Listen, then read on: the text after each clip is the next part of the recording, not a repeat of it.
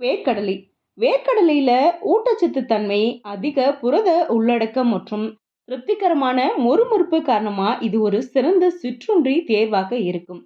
இவை ஆரோக்கியமான கொழுப்புகள், நார்ச்சத்து மற்றும் நியாசின், ஃபோலேட் மற்றும் விட்டமின் இ போன்ற அத்தியாவசிய விட்டமின்களின் நல்ல சமநிலையை நமக்கு கொடுக்குது.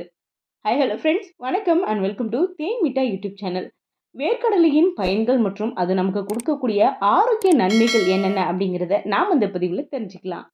வேர்க்கடலையில் ரெஸ்வெராட்ரோல் போன்ற ஆக்சிஜன் நீட்சிகள் இருக்கு. இவை இதய ஆரோக்கியத்திற்கு பங்களிக்குது. இதய இரத்த நாளங்களில் ஏற்படும் கொழுப்பு அடைப்புகளை கரைக்கும் பணியில் இந்த ரசாயன சத்து ஈடுபடுது.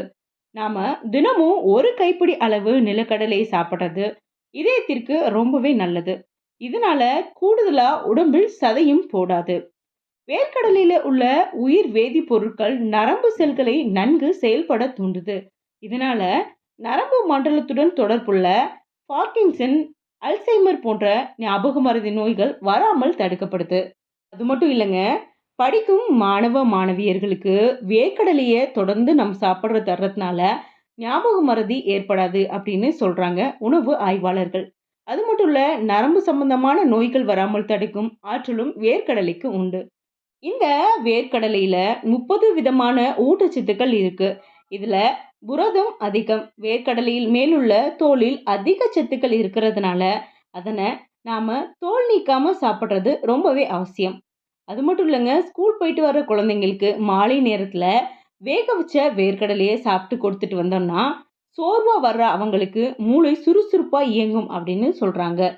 அது மட்டும் இல்லைங்க, நாம சாப்பிடும் உணவுப் பொருட்கள்ல இருந்து ரத்தத்தில் சேரும் சர்க்கரை அளவை கிளைசிமிக் இண்டெக்ஸ் அப்படின்னு சொல்லுவோம். இது வேர்க்கடலையில குறைவு அப்படிங்கிறதுனால ரத்தத்துல சர்க்கரையின் அளவு அதிகரிக்காது. அது மட்டும் இல்லாம வேர்க்கடலையில் உள்ள பிங்க் கலர் தோலுக்கு நீரிழிவு நோயை கட்டுப்படுத்தும் ஆற்றல் உண்டு. அது மட்டும் இல்லாம வேர்க்கடலில் உள்ள மெக்னீசியம் இன்சுலின் சுரக்கும் ஹார்மோன்களை துரிதப்படுத்துது.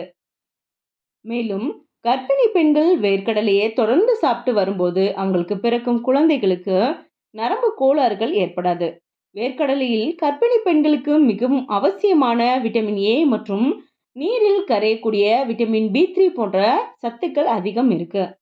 இரத்த அழுத்தத்தை அதிகரிக்கும் சோடியம் வேர்க்கடலையில குறைவு. இதனால வேர்க்கடலையை சாப்பிட இரத்த அழுத்தம் அதிகரிக்காது. இதில் நார்ச்சத்து அதிகம் இருக்கிறதுனால இதனால மலச்சிக்கல் ஏற்படாது. வேர்க்கடலையில ஆன்டி ஆக்சிடென்ட்கள் இருக்கிறதுனால உடலில் உள்ள தேவையற்ற கழிவுகள் வெளியேறும். தினமும் 50 கிராம் வேர்க்கடலையை அவித்து சாப்பிட்றதுக்கு நாம முயற்சி பண்ணலாம். வறுத்தும் கூட சாப்பிடலாம், ஆனா ஆயில் போட்டு பொரிச்சு நாம சாப்பிடக்கூடாது. அதே போல வேர்க்கடலையை அளவுக்கு அதிகமாகவும் நாம எடுத்துக்க கூடாது. என்ன ஃப்ரெண்ட்ஸ், இந்த டிப்ஸ் உங்க எல்லாருக்கும் யூஸ்ஃபுல்லாக இருக்கும்னு நம்புறேன். இந்த வீடியோ பிடிச்சிருந்தா ஒரு லைக் பண்ணுங்க, ஷேர் பண்ணுங்க. இது வரைக்கும் நம்ம சேனலை சப்ஸ்கிரைப் பண்ணாமல் யாராவது பார்த்துட்டு இருந்தீங்கன்னா சப்ஸ்கிரைப் பண்ணுங்க. அப்படியே உங்களுடைய கருத்துக்கள் ஏதாவது இருந்தால் கமெண்ட்ல பதிவு பண்ணுங்க. மறுபடியும் இது போன்ற பயனுள்ள தகவலோட நான் உங்களை மீட் பண்ணுறேன். தேங்க்யூ.